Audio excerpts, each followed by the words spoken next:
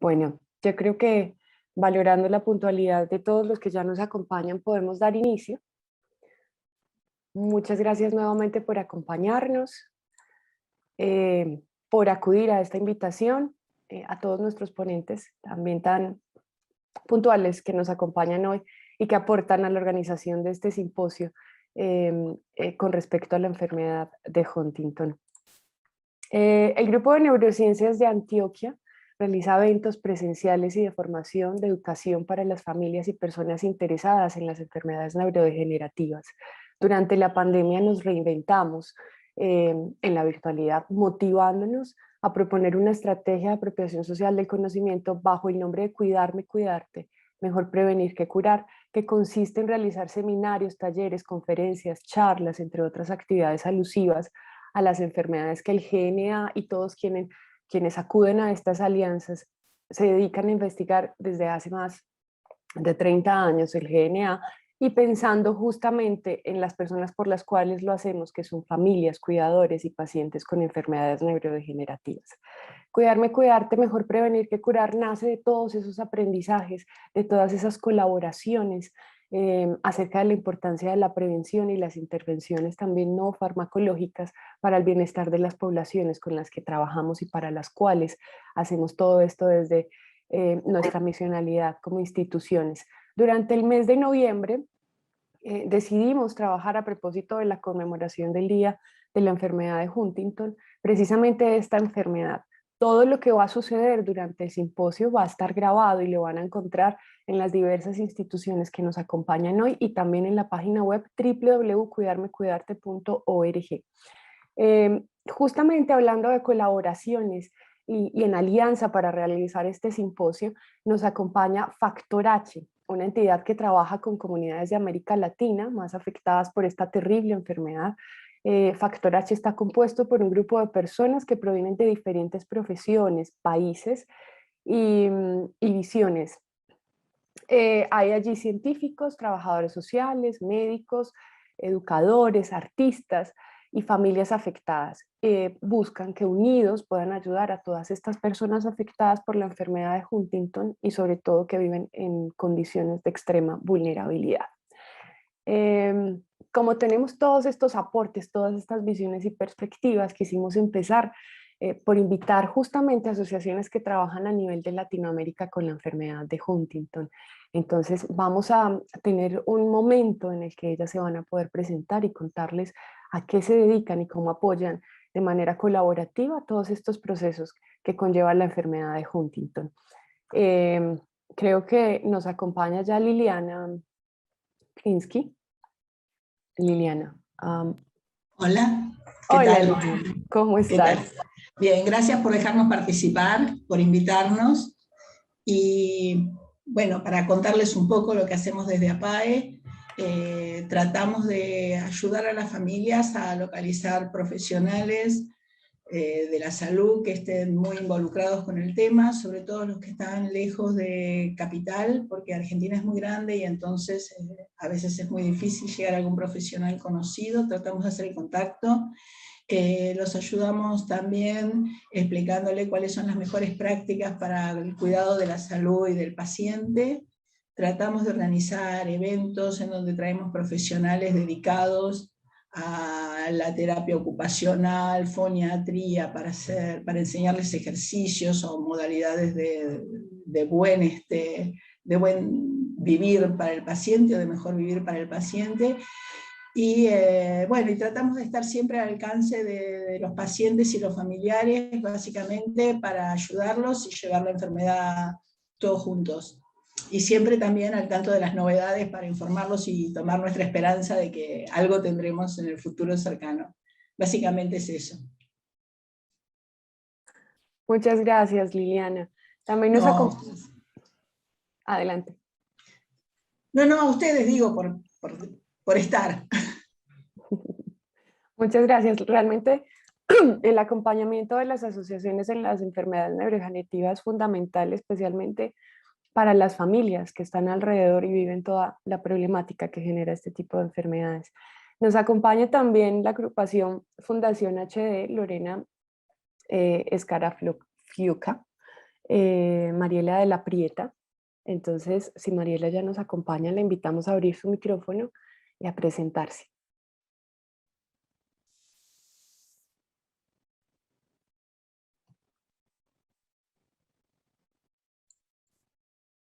Ok. Entonces, creo que ya vimos a Yarel, ella llegó pronto, mientras le damos una espera entonces a Mariela. Yarel, ¿cómo estás? De la agrupación chilena de Huntington. Hola, ¿cómo están todos? Muchas gracias por invitarnos a este importante encuentro, ¿verdad? Bueno, nosotros para esta instancia preparamos pequeña presentación. No sé si me permiten, por favor, compartir. Por supuesto que sí. Muchas gracias. Bueno, como muy bien decía Andrea, mi nombre es Yarela Arancibia, soy terapeuta ocupacional y en estos momentos estoy en representación de la agrupación chilena de Huntington en colaboración con CETRAP, ¿ya? Y les vamos a contar un poco cuál es nuestro quehacer en Chile, acompañando a personas con trastornos del movimiento, entre ellas Huntington, ¿ya? Esto a través de la experiencia de lo que es el Centro Diurno Pura Vida. Como les decía, nosotros trabajamos en colaboración con la agrupación chilena de Huntington, CETRAM, que es el Centro de Trastorno del Movimiento, y CENADIS, ¿ya? Centro Diurno es un proyecto de tránsito a la vida independiente del Servicio Nacional de Discapacidad, y nuestro propósito principal es aportar a la calidad de vida de las personas que viven alguna situación, de alguna condición, ¿verdad?, de salud que tenga que ver con los trastornos del movimiento y que sea progresiva, ¿ya? En este sentido, nuestro objetivo es que los y las participantes del centro diurno, en colaboración siempre con su familia y o asistentes personales o de cuidado, puedan acceder a gestiones de la red local chilena que favorezca siempre su autodeterminación e inclusión social, ¿ya? Para esto nosotros nos situamos en la realidad local de nuestra ciudad y nos encontramos con una población adulta, ¿verdad?, en situación de vulnerabilidad, con una condición de salud y dependencia que va en progreso, ¿verdad? Y obviamente eso va generando cierta desvinculación de los usuarios o personas que viven con Huntington de la comunidad, lo que causa obviamente aislamiento social. Eso también converge con la sobrecarga del cuidador o la cuidadora o los familiares que acompañan a la persona que vive con la enfermedad de Huntington, y obviamente en relación con una precariedad en la respuesta sociosanitaria desde las políticas públicas y gestión de la salud en nuestro país, ¿ya? Teniendo en claro este marco contextual, es que los fundamentos de nuestra intervención se basan siempre en el posicionamiento de los derechos humanos, ¿ya? Entender la importancia de la autodeterminación y resguardarla, pese a la progresión de la enfermedad, ¿ya? Eso obviamente implica que nosotros como agrupación tengamos que reconocer esta condición, este proceso de salud de enfermedad de nuestros usuarios y brindemos una atención integral situada, ¿ya? Para eso nosotros trabajamos en colaboración con CETRAM, es donde nuestros participantes pueden acceder a la atención de especialistas, neurólogos, hay también, como comentaba Liliana, terapeutas ocupacionales, kinesiólogos, etcétera. Y obviamente en una relación conjunta, lo que tiene que ver con sus necesidades, siempre estar atento a la co-construcción de las posibles soluciones y o acompañamientos que requieren nuestros participantes.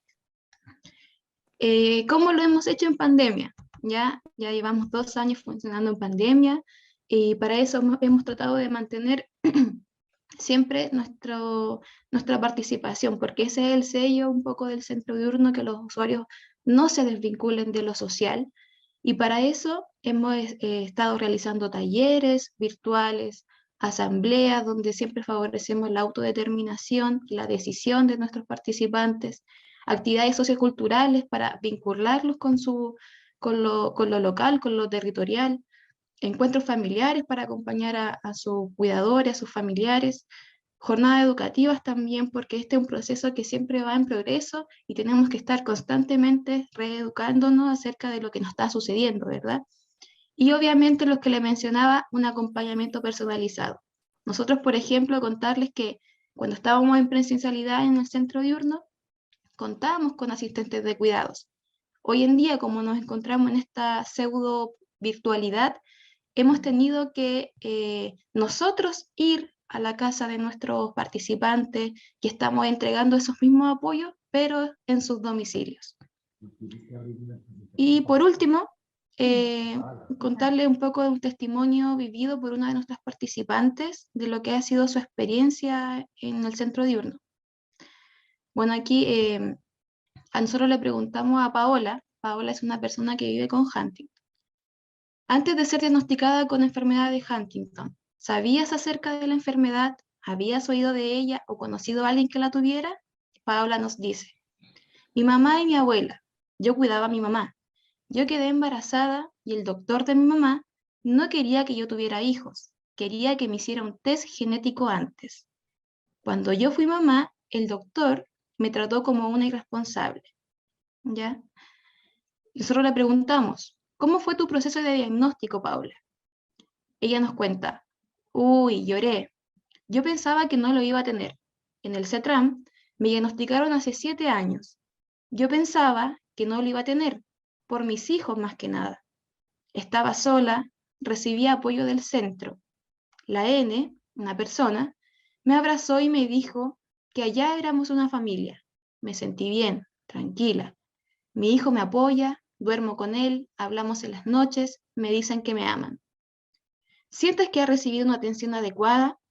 Ella nos contesta, excelente, nada que decir, un 7. La señora Patty, asistente de cuidado del centro, también me viene a ver los días viernes.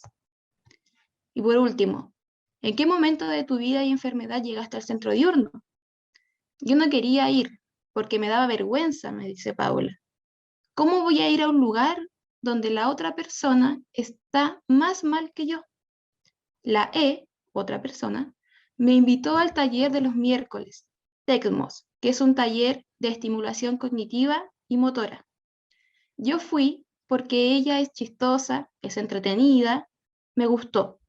Además que los días miércoles teníamos plantitas, hacíamos jardín, sembramos y yo tenía que regar. Es que uno se relaja regando, ¿verdad? Y el sentido de la ocupación. ¿Cómo te apoya el centro diurno? Le preguntamos. De todos los sentidos, nos dice Paula. Desde poder saber cómo está el otro, hasta económicamente también.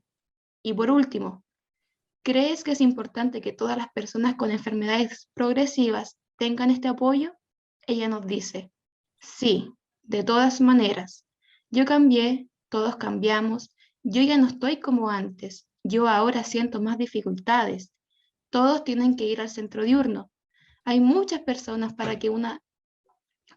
hay muchas razones, perdón, para que una persona, sea hombre o mujer, sea mamá o no, tiene que tener un espacio en el centro.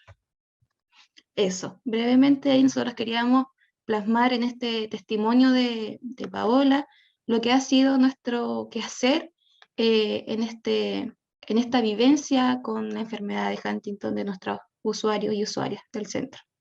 Muchas gracias. Yarel, muchas gracias a ti, qué bonita experiencia y qué bonito testimonio. Antes de darle paso a la siguiente asociación, quería contarte que en el chat Liliana dejó una inquietud para ti y me encantaría que se la respondieras porque establecemos de una vez aquí también unas colaboraciones y unos lazos importantes. Muchas gracias. Súper, no hay problema. Bueno, vamos ahora entonces a conocer a la familia, a la Fundación Familia Huntington de Costa Rica y para eso nos acompaña Margot Córdoba. Buenos días, Margot, y bienvenida. Buenos días, ¿cómo están? Muy bien, ¿y tú? Muchas gracias, muy bien. Mi nombre es Margot Córdoba, soy trabajadora social y estoy en representación de la organización Familias Huntington Costa Rica. Desde acá deseamos externarles nuestro agradecimiento por habernos invitado a este espacio tan importante para las personas con enfermedad de Huntington, sus familias y para las organizaciones que apoyamos esta causa. A modo de resumen, les vamos a comentar un poquito sobre nuestra organización. Iniciamos en 2019 este camino, uniéndonos varias familias para consolidarnos de forma con la esperanza de poder brindar una mano amiga a todas las familias del país, ya que en este país es una enfermedad muy poco conocida, ¿verdad? Prácticamente son pocos los profesionales que saben sobre la condición y eso ha sido un poco difícil para las personas que tienen la enfermedad porque no se da a conocer, ¿verdad? Entonces es por esto que buscamos lograr también que ellos obtengan una mejor calidad de vida por medio de la organización. Parte de nuestra tarea también se ha dirigido con varios ejes, ¿verdad? Con los que hemos venido trabajando. Buscamos que la organización sea visualizada para que más pacientes nos conozcan y sepan que ya no están solos. También dar a conocer acerca de la enfermedad tanto a las familias afectadas como a la sociedad en general. Y estamos también enfocados con profesionales de la salud, que es muy importante por ese abordaje tan necesario que se necesita para poder dar ese empujoncito, ¿verdad? Y que ellos conozcan más sobre la condición. Brindamos acompañamiento tanto al paciente como al cuidador y sus familias, porque entendemos que son el eje más importante, ¿verdad? Para las personas con la condición, por lo que hemos venido desarrollando una serie de charlas con varios profesionales de diferentes ramas a modo de realizar trabajos multidisciplinarios dirigidos especialmente a nuestra población. Finalmente, en un futuro, deseamos buscar y ampliar más nuestros rangos de conocimiento, ¿verdad? Para poder entender y conocer más sobre la condición, pero también lograr concientizar a las familias y a más a la sociedad, ¿verdad? Que tiene un gran desconocimiento sobre la condición. Muchísimas gracias. Muchísimas gracias a ti por contarnos la experiencia, por aportar a esa visión también desde lo humano que tiene acompañar a las familias y a las personas afectadas con esta enfermedad. Vamos a ir entonces a conocer la siguiente experiencia. Ella es Donayi Toledo Betanzos, me disculpan la dicción, de la Asociación Mexicana de la Enfermedad de Huntington. Bienvenida, Donayi. Muchísimas gracias por esta apertura. Es para mí un honor poder darles a conocer lo que realizamos dentro de nuestra organización. Traigo también una presentación. Sí, es chiquita, entonces a ver si puedo compartirla. Adelante.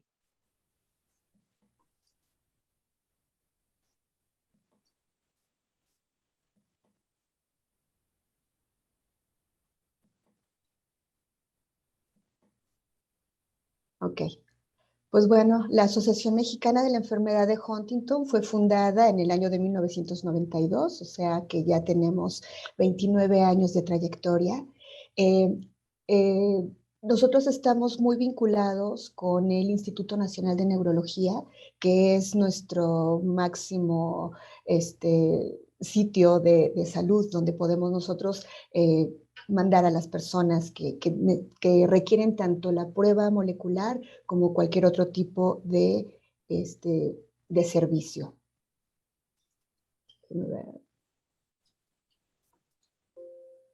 Ok. Nuestra misión pues, es proporcionar a las personas con la enfermedad de Huntington que se encuentran en situación vulnerable servicios integrales y a sus familias conocimientos con la finalidad de atender sus necesidades básicas de salud y contribuir a mantener las capacidades físicas e intelectuales pues, por más tiempo. Nosotros tenemos el conocimiento de que la enfermedad de Huntington es una enfermedad familiar y que de la misma manera en como nosotros vamos a proporcionarle una atención especializada a la persona con la enfermedad, enfermedad, debemos también de instruir a la familia para que pueda tener las herramientas y saber de qué manera llevar a cabo la vida cotidiana con el padecimiento, ¿sí? Dentro de nuestra visión es seguir proporcionando los servicios integrales de calidad a las personas con la enfermedad de Huntington en la República Mexicana y transformar el paradigma social, consolidando una cultura de aceptación como sujeto de derecho en el país, manteniendo un vínculo internacional con otras organizaciones, logrando la concientización de la población en riesgo y fomentando la participación social por medio de la difusión. Esta oportunidad nos está dando la apertura de poder lograr nuestra visión. ¿Y por qué el paradigma social? Porque la mayoría de las personas ven a la enfermedad de Huntington como la peor enfermedad del mundo. Es una enfermedad complicada, de eso tenemos mucho conocimiento al respecto, pero queremos cambiarle un poco este enfoque, verlo como una enfermedad más, verla a la persona con la enfermedad de Huntington como este sujeto de derecho, como esta persona que merece que tenga respeto a sus derechos humanos y que le cambiemos un poco el enfoque a la aceptación, al hecho de evitar la discriminación, porque sabemos que incluso en las mismas familias, cuando hay el desconocimiento de la enfermedad, pues excluyen a la persona. Y nuestra intención con el instruir a la familia es también que exista esta aceptación de que la persona está viviendo con una condición de vida, es algo que no precisamente desearon que les ocurriera. Y sobre todo, al aceptar a la persona enferma, pues bueno, estamos dando una mejor condición de vida. Perdón. Ay, ya me fui súper lejos.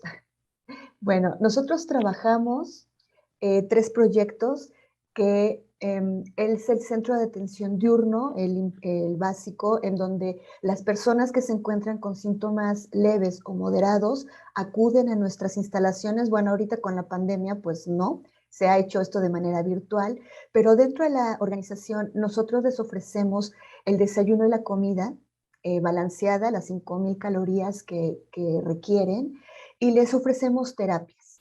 Esto es con la finalidad de fortalecer las habilidades y capacidades con las que cuentan y fomentar la independencia, ¿sí? Tenemos la terapia ocupacional, la de música, lenguaje, física, y tenemos paseos y convivencias. Estos paseos y convivencias son precisamente para fortalecer los vínculos afectivos, tanto de ellos como personas en esta condición, como de las familias, para que conozcan y para que, pues bueno, sepan cómo es el vivir día a día con este padecimiento.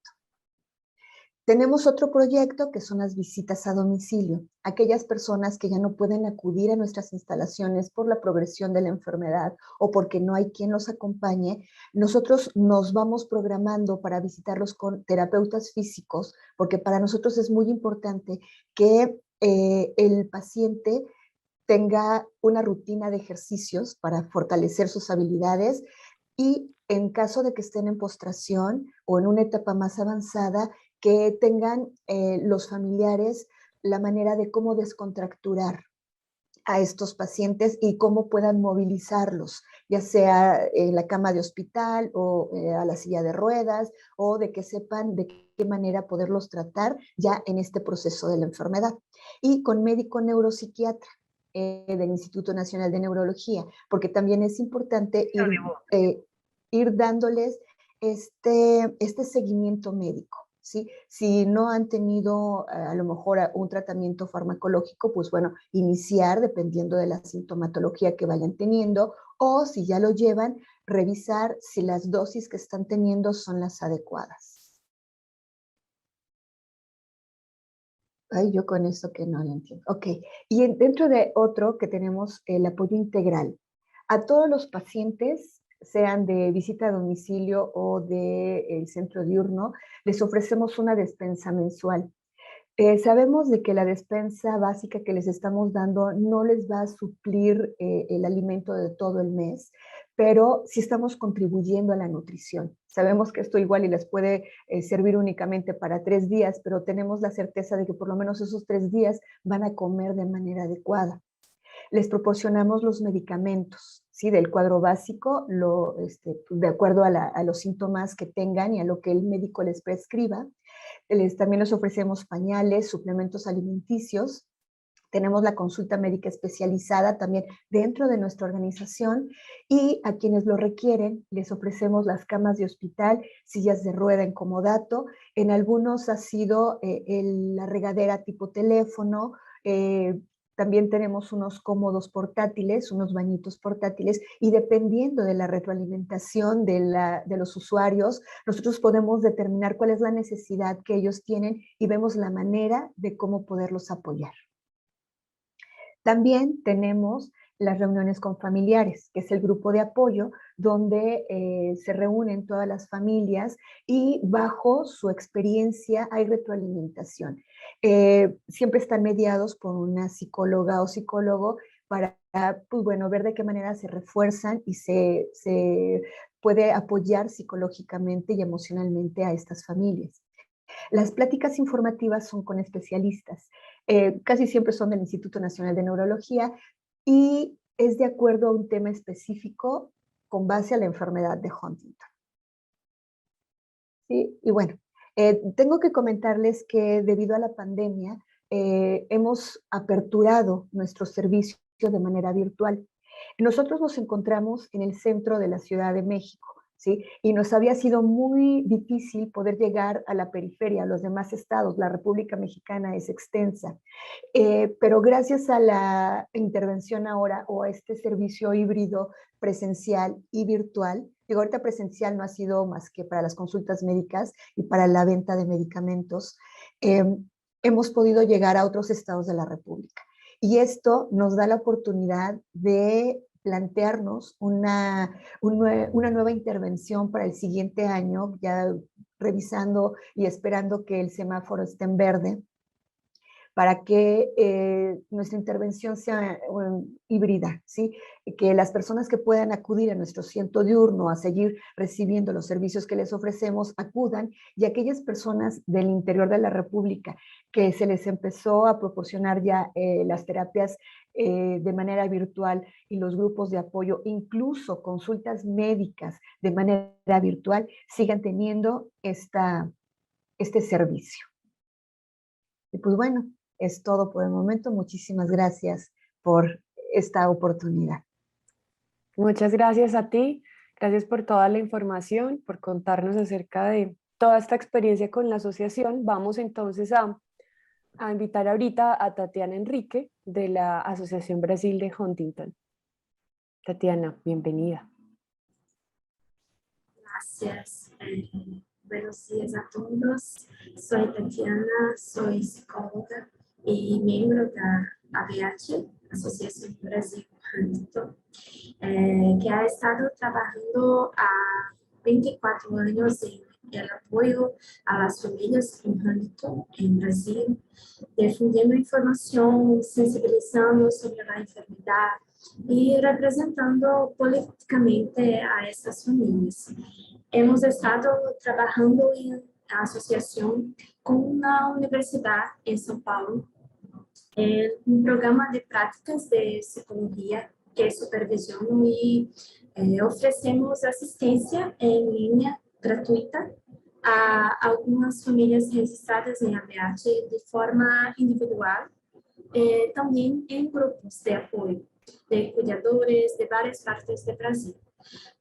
También hemos desarrollado campañas de sensibilización sobre la enfermedad, publicando una serie de vídeos, de testimonios de familias con Huntington, entre otras actividades como organismos públicos luchando por los derechos de las personas con Huntington, entre otras muchas actividades. Muchas gracias por invitarnos. Es un placer estar aquí hoy con ustedes. Gracias. Muchas gracias a ti, Tatiana. Creo entonces que con tu intervención finalizamos esta socialización del quehacer de las asociaciones y de esta visión integral que también requieren las investigaciones y es el acompañamiento a las familias. Vamos a pasar ahora entonces a la agenda que tenemos para este simposio, y es que queríamos dar una perspectiva desde ese lado social, acompañamiento, esa frase que ahorita todos mencionaban de que se enteren que juntos podemos, y queremos también que tengan esta parte médica, todo este conocimiento también diagnóstico, sintomático de la enfermedad, para que con el apoyo de los profesionales también vayan teniendo esa dimensión de qué sucede en el cerebro, de qué sucede en el cuerpo, de cómo va trasegando esta enfermedad. Y para eso entonces, dentro de nuestros ponentes tenemos también a la doctora Claudia Perandones. Ella es médica, especialista en genética médica y magíster en biología molecular e ingeniería genética. Actualmente es la directora de la Unidad Ejecutora de Formación y Educación Superior de la Administración Nacional de Laboratorios e Institutos de Salud. ANLIS, doctor Carlos Malbrán. Así que, Claudia, bienvenida.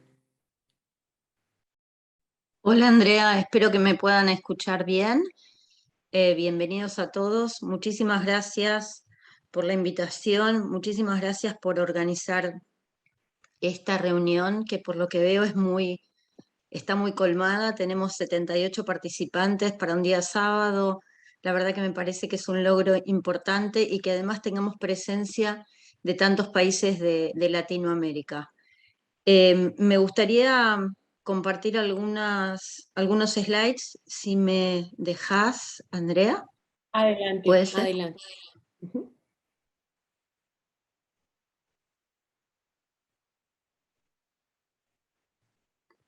Bien, ustedes me avisan si están pudiendo ver mi presentación. La vemos.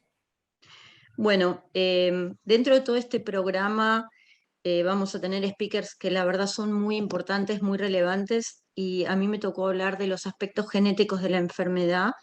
Es muy vasto lo que se puede decir, así que perdónenme porque lo que he hecho es elegir algunos aspectos que me parece que es importante que se lleven para recordar, pero por supuesto estoy disponible en mi dirección de mail para que Andrea la distribuya y poder satisfacer todas las dudas y todas las consultas que mi presentación o todas las charlas de hoy les puedan generar. Estos son los ítems que me pareció importante cubrir hoy. Y como apertura, pero ustedes casi todos lo saben muy bien, tenemos que presentar a la enfermedad. La enfermedad de Huntington es una enfermedad que desde el punto de vista genético se define como una enfermedad autosómica dominante. Fue descrita en 1872 por George Huntington. Esto que pongo en pantalla es la foto de la presentación de este reporte acerca de la enfermedad. Y que tenga este modo de transmisión autosómico dominante, lo que implica es que cada individuo afectado tiene un riesgo de un 50% de su descendencia afectada para ambos sexos, es decir, tanto pueden afectarse varones como mujeres. Entonces, lo que nosotros vemos en general es que cuando hacemos los árboles genealógicos de las familias con enfermedad de Huntington, vemos lo que se llama una verticalidad de la transmisión, es decir, que la enfermedad se va transmitiendo desde una generación inicial hacia las que se encuentran por debajo de la misma, a diferencia de lo que ocurre con otras enfermedades genéticas que hoy no vamos a describir, pero esta característica es importante para la enfermedad de Huntington. Desde el punto de vista de qué es lo que se ve a nivel cerebral, tampoco me voy a detener porque hoy tanto Roger como probablemente Saúl y probablemente Ignacio también les cuenten más acerca de esto. Pero clásicamente siempre se dice que esta enfermedad tiene signos distintivos desde el punto de vista de lo que pasa a nivel de la neuropatología, y hay un área del cerebro, que es el cuerpo estriado, que es el que clásicamente se ve como más afectado, y que ustedes en estos cortes cerebrales que corresponden a un individuo que se toma como control, o sea que no tiene la enfermedad, y un individuo que sí la tiene, es como se va perdiendo la masa de neuronas correspondiente a esta región del cuerpo estriado y cómo también se empieza a ver una cierta atrofia marcada por estas indentaciones en la corteza cerebral. Pero a pesar de esto que les digo, y ustedes lo saben muy bien, la enfermedad de Huntington no es solamente una enfermedad mental, sino que se trata de una enfermedad que tiene otros targets, otros blancos, otras regiones corporales que también se afectan como están descritas en este slide. Y tampoco es solamente una enfermedad motora, y esto creo que lo van a ver bien a partir de la charla de Saúl. Si bien es muy llamativo y la descripción inicial de la enfermedad se hizo en base a la clásica corea, estos movimientos danzantes, existen otras alteraciones del movimiento que pueden verse en la misma, como por ejemplo la distonía, y existen alteraciones de la cognición que se pueden ver y que ustedes también conocen en el cuidado de los pacientes. Existen dificultades para la toma de decisiones, existe la perseveración que a veces se ve por la repetición de determinadas situaciones que se evidencian en el lenguaje, o preguntas que se repiten, o preocupaciones que acompañan al paciente durante grandes periodos del día. También, desde el punto de vista conductual, a veces se ven algunas actitudes que son percibidas como una desinhibición. Y en general los síntomas tempranos no son tan importantes desde el punto de vista motor, sino que se manifiestan desde el punto de vista psiquiátrico y pueden ser la depresión, la irritabilidad, las dificultades para conciliar el sueño o las dificultades del apetito. Por suerte, el denodado trabajo de muchos investigadores ha permitido identificar cuál es la mutación, cuál es la causa de esta enfermedad.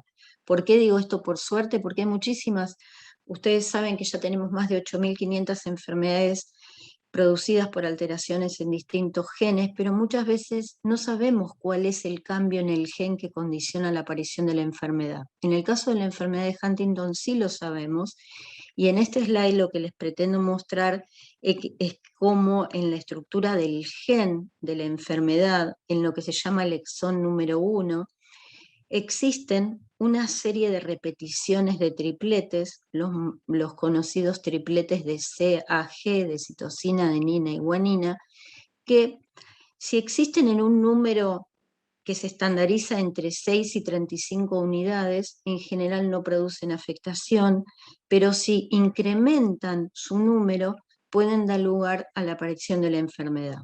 Pero no todo es tan simple, existen diferentes categorías mutacionales que después vamos a ver en detalle, y por ejemplo, si el número de expansiones está entre 36 y 39, se da lo que se llama el fenómeno de la penetrancia incompleta, es decir, individuos que tienen riesgo de desarrollo de la enfermedad, pero la aparición de la misma no es una certeza absoluta del 100%. Esto no ocurre cuando el número de repeticiones es de 40 o más. Y en los casos en que estos tripletes de CAG están en un número muy elevado, como es el caso de aproximadamente 70 repeticiones, tenemos los que llamamos casos de inicio juvenil, o ahora, como preferimos considerarlo directamente, Huntington juvenil, porque el Huntington juvenil tiene una gran cantidad de manifestaciones que son absolutamente propias y distintas y diferentes de las que tiene la enfermedad en el adulto. Este es un esquema que les muestra la distribución de estas expansiones de CAG en los alelos que se consideran, en los genes que se consideran normales y en los genes que se consideran afectados por la enfermedad de Huntington, y ustedes ven cómo en general la mayoría de los individuos tienen entre 40 y 50 tripletes, pero también existen, como dijimos antes, algunos casos en los cuales las expansiones son mucho mayores y pueden originar casos de inicio juvenil. Pero no todo en la enfermedad puede estar explicado por el tamaño de la expansión. Nosotros sabemos que existe una asociación muy importante entre la magnitud de la expansión de los tripletes de CAG y la edad de inicio de los síntomas motores. Si bien esto es así, solamente el 60% de esta edad de inicio del compromiso motor se puede explicar por la magnitud de la expansión. Entonces, ¿esto de qué nos habla? De que probablemente existan otros factores que estén involucrados en condicionar a qué edad una persona va a comenzar a tener un compromiso motor, y no es solamente la magnitud del triplete SAG. Por ejemplo, en este slide les pretendo evidenciar cómo con una misma expansión hay un sujeto que desarrolla los síntomas motores 20 años más tardíamente que otro que con la misma expansión los desarrolla 20 años más temprano. Entonces, ¿qué es lo que esto nos plantea? Nos abre una ventana para la evaluación de los que se llaman genes modificadores. Es decir, más allá de lo que condiciona tener la expansión del triplete, existen probablemente otros genes que puedan modificar la edad en la que se inicia este compromiso motor. Por ejemplo, en una corte, en un grupo de 492 individuos con 44 repeticiones, el 46% de los mismos van a tener un inicio 5 años más temprano o un inicio 5 años más tarde que el esperado. Entonces, esto nos plantea una ventana de oportunidad para las investigaciones. Esto probablemente lo digan los speakers que me van a suceder, pero nos hace pensar que es relevante estudiar y evaluar cómo factores ambientales y factores genéticos pueden modificar el curso de la enfermedad. ¿Cuándo un gen se puede llegar a considerar como un gen modificador? Bueno, cuando un cambio en la estructura de ese gen o un cambio en la expresión de ese gen puede modificar el fenotipo, que en realidad es el cuadro motor en este caso, condicionado por la expansión. Bueno, otra característica, además de lo que ya vimos, de cuál es la mutación, cómo tiene esta verticalidad en la transmisión, cómo hay un 50% de riesgo de afectación para cada descendiente de un individuo afectado, hay otra característica de estas enfermedades y que ustedes conocen muy bien y que se denomina anticipación. ¿Qué es la anticipación? Y bueno, por ejemplo, ustedes en esta genealogía ven que tenemos un padre que comenzó su compromiso clínico a los 62 años y sin embargo sus dos hijos afectados, un varón y una mujer, comenzaron su enfermedad, uno a los 36 años y la mujer a los 40. Y a su vez, estos individuos, cuando tuvieron descendencia afectada, también vieron que la misma comenzaba su afectación mucho más temprano. Esta situación de que en sucesivas generaciones la enfermedad puede iniciarse clínicamente más temprano se conoció como fenómeno de anticipación. Nosotros sabemos hoy por hoy cuál es la base molecular y biológica de este fenómeno de la anticipación. Esa base es que cuando la transmisión se hace a través del alelo paterno, es decir, se hace a través de un varón, existe la posibilidad de que los tripletes CAG sufran un fenómeno de expansión. Y por eso fíjense que cuando es un hombre el que transmite la enfermedad, vemos claramente en su descendencia el inicio más temprano. Es el que se da acá del abuelo con 62 años, el padre con 36 y el nieto con inicio de su afectación a los 15 años de carácter juvenil. Y cuando la enfermedad es transmitida a través de las mujeres, como este caso de una mujer de 40 años, su descendencia, su hijo, tiene un inicio a los 44 años, o sea, la transmisión materna permanece con cambios mínimos. Por supuesto que estamos hablando de generalidades, esto no se verifica siempre en el 100% de los casos, pero son conceptos importantes el saber que a través del alelo paterno puede haber un fenómeno de anticipación. La identificación del gen y de la mutación involucrada en la producción de la enfermedad de Huntington nos ha permitido muchas cosas desde el punto de vista diagnóstico. Básicamente, 3 instancias de diagnóstico. El diagnóstico presintomático en individuos que todavía no tienen manifestación de la enfermedad, pero que se encuentran en riesgo por pertenecer a una familia donde se está segregando la mutación. el diagnóstico prenatal, que es el diagnóstico de una gesta que está en curso, y el diagnóstico de preimplantación, que es una herramienta que nos permite el diagnóstico de un embrión para determinar, y para que la pareja pueda determinar si quiere o no una transferencia embrionaria y un posterior desarrollo del embarazo. Entonces, como les dije, estas instancias, espero, la verdad que no sé, me gustaría saber a través de la gente de las asociaciones si en todos los países todas estas estrategias están disponibles, pero básicamente lo importante es que estas estrategias permiten confirmar o descartar la enfermedad. Permiten a un individuo que se encuentre en una situación de riesgo saber si ha recibido o no la mutación, y en el caso del diagnóstico de preimplantación pueden determinar si se ha recibido la mutación por parte de un embrión o de un feto. Por supuesto que ustedes pueden inferir que estas instancias todas tienen una enorme relevancia para el individuo y para su familia, y por eso requieren una gran cantidad de pasos y ser realizados por profesionales idóneos y tener entrevistas previas en donde se pueda conversar acerca de los alcances, las limitaciones y el potencial impacto de cada una de estas instancias terapéuticas. Hay algunas consideraciones especiales que no sé si vale la pena ahondar, pero que les comento para que tengan un cierto nivel de información y tranquilidad. En general, la expansión de los tripletes representan el 99% de los casos de la enfermedad de Huntington. Y esto es importante porque en otras enfermedades tenemos distintos tipos de mutaciones que pueden producir un mismo cuadro clínico. En este caso, prácticamente la totalidad de los individuos que tienen la enfermedad tienen la expansión. Y por otra parte, eso hace que el test tenga un 99% de sensibilidad.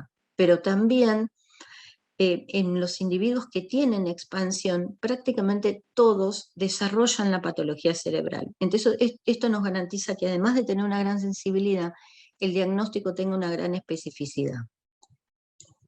Esto es importante porque es la correlación que existe entre el número de repeticiones y el riesgo de desarrollar enfermedad de Huntington. Hoy sabemos que entre 24 y 26 repeticiones son individuos que no tienen riesgo de afectación, ni para ellos ni para su descendencia.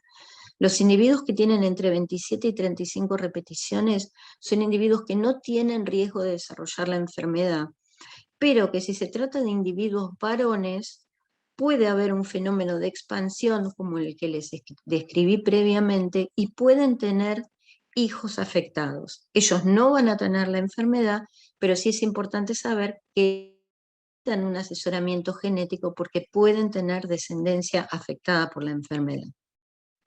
Esta situación se llama alelos intermedios con inestabilidad meiótica paterna. Es un término complejo, pero lo importante es que tengan en cuenta que estos individuos necesitan tener la posibilidad de contar con un adecuado asesoramiento genético. Después tenemos los individuos que tienen entre 36 y 39 repeticiones, que son los que se llaman alelos con penetrancia reducida. ¿Por qué? Porque aquellos individuos que tienen 36 repeticiones tienen un 25% de riesgo de desarrollar la enfermedad. Como saben, esta es una enfermedad tiempo dependiente y por lo tanto también es importante la evaluación a largo plazo. ¿Por qué? Porque si los evaluamos todos a un mismo momento, quizás la enfermedad no aparezca, pero es importante el seguimiento a largo plazo. Aquellos que tienen 37 tienen un 50% de riesgo, los que tienen 38 un 75%, los que tienen 39 un 90%, y aquellos individuos que tienen alelos con 40 repeticiones o más tienen un 100% de riesgo de desarrollo de la enfermedad, son alelos que se llaman con penetrancia completa. Bueno, esto es lo que hemos visto, y un punto que me parece importante remarcar o mencionar es que existen dentro de la enfermedad de Huntington lo que se llaman las fenocopias. ¿Qué son las fenocopias? Son cuadros clínicos que parecen, que son muy parecidos a la enfermedad de Huntington habitual, pero que no tienen la expansión de CAGs y que pueden corresponder a otras patologías y que por eso es muy importante el test genético y por eso es muy importante la evaluación por los especialistas neurólogos. ¿Por qué? Porque hay muchas entidades que pueden aparecer como enfermedad de Huntington. Simplemente les muestro, este es un trabajo que realizó la Red Europea de Enfermedad de Huntington evaluando pacientes, 226 pacientes que tenían cuadro clínico de enfermedad de Huntington, 198 tuvieron la expansión, pero hubo 28 que no, y que después tuvieron otros diagnósticos, algunos de los cuales tuvieron estrategias terapéuticas disponibles. Entonces, lo que pretendo puntualizar es que siempre es importante que el cuadro clínico sea valorado por un neurólogo y es muy importante, de ser posible, contar con el test genético para confirmar la afectación. Y para cerrar, no sé, Ángela, por favor, perdóname, Andrea, cómo estoy de tiempo, si puedo hacer alguna mención más o ya estoy fuera de mi tiempo. Vas muy bien, Claudia, tienes hasta las 9. Ok, perfecto, bien. Como estamos en una reunión en la que fundamentalmente participamos grupos de Latinoamérica, aunque no somos excluyentes, porque no es nuestra idea, me parece muy importante puntualizar todas las contribuciones que los grupos de trabajo de y en Latinoamérica han brindado acerca del conocimiento de la enfermedad de Huntington. Como ustedes saben, lamentablemente creo que hoy no nos acompañan amigos, compañeros de Venezuela. Si me estoy equivocando y hay alguno, por favor que me avise. Pero en Venezuela se encuentra el clúster, el grupo de pacientes afectados más importante desde el punto de vista numérico, alrededor del lago Maracaibo.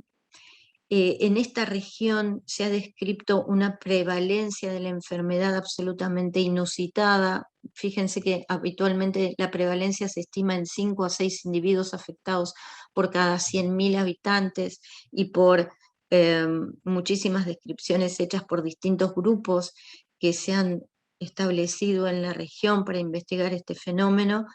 La prevalencia en esta zona puede llegar a ser de 2.450 casos cada 100.000 habitantes. Entonces, esta situación de una inusitada prevalencia ha permitido que se desarrollen un gran número de estudios, y estos estudios han permitido nada menos que, primero, ubicar en qué cromosoma se encontraba, en qué unidad genética se encontraba el defecto responsable de la aparición de la enfermedad de Huntington. Después, identificar realmente la mutación, que era un alelo inestable, que era un triplete de CAGs, y esto no solamente contribuyó al conocimiento que hoy tenemos de la enfermedad de Huntington, sino también al conocimiento de muchas otras enfermedades producidas por este mismo mecanismo de tripletes y alelos inestables.